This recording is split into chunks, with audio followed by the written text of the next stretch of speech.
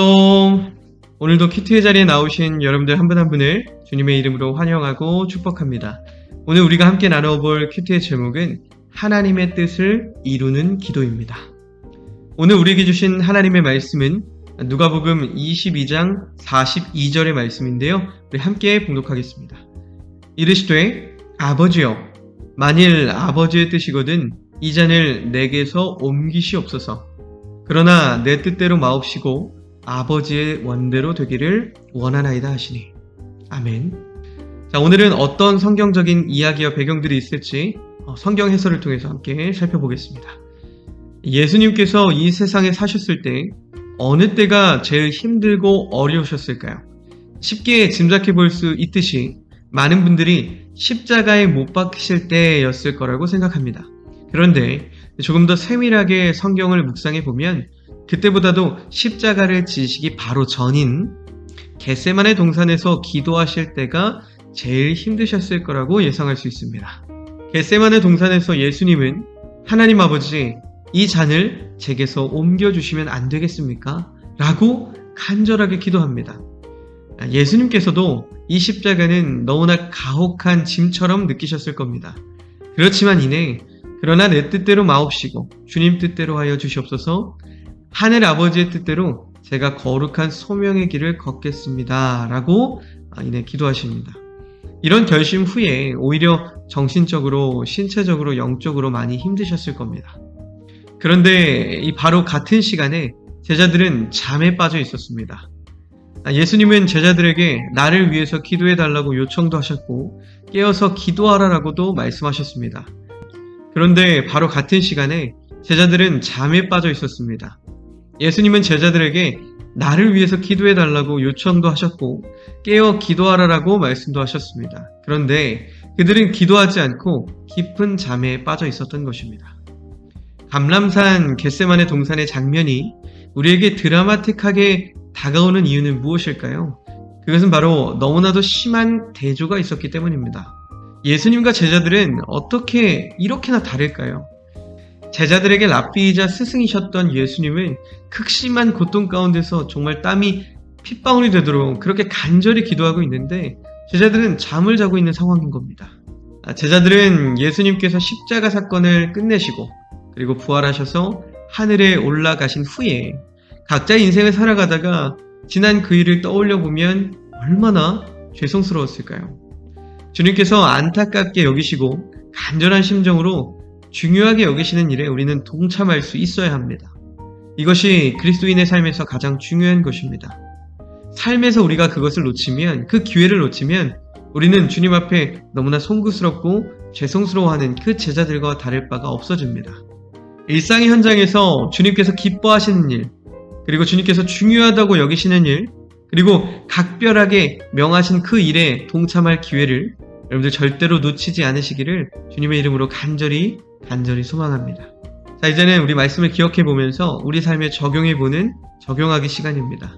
여러분들이 정말 기도해야 할 때 그러지 못했던 경험들이 있는지, 그래서 돌이켜 보면서 후회하면서 속상했던 경험들이 있는지 한번 떠올려보고 돌아보는 시간을 가졌으면 좋겠습니다. 저는 오늘 이렇게 한번 질문을 던져보고 싶은데요. 그렇다면 하나님의 뜻을 알고 기도하려면 어떻게 해야 할까요? 이렇게 한번 질문을 던져보겠습니다. 네, 답변이 도착했습니다. 우리 함께 결과를 확인해 보겠습니다. 확인하기. 주신 말씀은 시편 143편 10절의 말씀이네요. 우리 함께 읽어보겠습니다.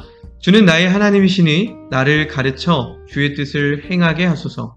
주의 영은 선하시니 나를 공평한 땅에 인도하소서. 아멘. 자, 이제 우리가 이렇게 질문을 던져보았는데요. 생명의 말씀 함께 읽어보겠습니다. 하나님의 뜻을 이해하고 기도하려면 예수 그리스도를 믿는 신앙을 통해 하나님과 인격적인 관계를 맺는 것이 중요합니다. 첫 번째, 우리는 하나님의 말씀인 성경을 연구함으로써 하나님의 뜻을 알 수 있습니다. 성경에는 우리의 삶을 인도하는 하나님의 계시된 진리와 원리가 담겨 있습니다. 그리고 성경을 읽고 묵상함으로써 우리는 하나님의 성품, 그리고 우리를 향한 그분의 소망, 그리고 우리의 삶에 대한 그분의 계획에 대해서 통찰력을 얻을 수 있습니다. 성경을 공부하는 것 외에도 기도를 통해서 지침을 구할 수 있습니다. 기도는 우리가 하나님과 소통하고 우리의 소망과 염려를 표현하고 그분께 예비하는 방법입니다. 기도에 우리의 시간을 할애할 때 우리는 성령님께서 우리를 인도해 주시고 그리고 하나님의 뜻을 우리에게 제시해 주시고 우리의 마음을 그분의 목적과 일치시켜 주시도록 간구할 수 있습니다. 또한 성숙한 그리스도인들로부터 지혜로운 조언을 구하는 것도 하나님의 뜻을 분별하는 데 도움이 될 수 있습니다. 우리의 구체적인 상황에 대해서 성경적인 지혜와 통찰력을 제공할 수 있는 목회자, 그리고 또한 멘토, 그리고 신뢰할 수 있는 성도들의 지도를 구할 수 있습니다. 궁극적으로 하나님의 뜻을 이해하는 것은 그분과의 관계 속에서 계속 성장하는 평생의 여정입니다. 우리가 그분의 인도하심에 자신을 내맡기고 그분의 주권을 신뢰하고 그분의 지혜를 구할 때 그분은 우리를 인도해 주시고 하나님은 우리에게 뜻을 알려주실 겁니다. 우리의 삶을 하나님의 완전한 계획에 맞추기를 갈망하며 겸손하고 열린 마음으로 그분을 계속 찾아봅시다. 저는 오늘 답변 중에서 특히 다가왔던 것은 하나님의 말씀을 묵상하면 하나님의 뜻을 구할 수 있다는 겁니다. 알 수 있다는 겁니다. 우리가 매일매일 이렇게 아침마다 큐티를 하는 것도 하나님의 뜻을 알기 위함 아닙니까? 오늘 나에게는 말씀을 통해서 어떤 이야기를 해주시려고 하는 걸까? 내가 어떤 삶을 살아가기를 하나님께서 원하실까를 끊임없이 우리가 성경을 통해서 묵상을 통해서 알아가는 것이죠. 그런데 여기서 제일 중요한 것은 그 묵상한 내용을 우리 스스로만 묵상하는 것이 아니라 하나님께 기도하면서 정말 하나님이 주시는 마음이 무엇일까를 하나님께 1대1로 묻는 그 과정이 정말 중요하다는 겁니다. 답변에서도 나와 있지만 여러분들 오늘 하루를 시작하시면서 이렇게 큐티를 하면서 말씀 묵상을 하면서 시작했다면 간절히 하나님께 기도하면서 하나님 저에게 들려주시는 그 말씀이 무엇일까요? 간절히 구하고 하나님께 기도하는 그런 여러분들이 되시기를 주님의 이름으로 기도합니다. 자, 이제 우리 함께 결단의 마음을 올려드리면서 하나님께 기도함으로 오늘 큐티를 마무리하겠습니다.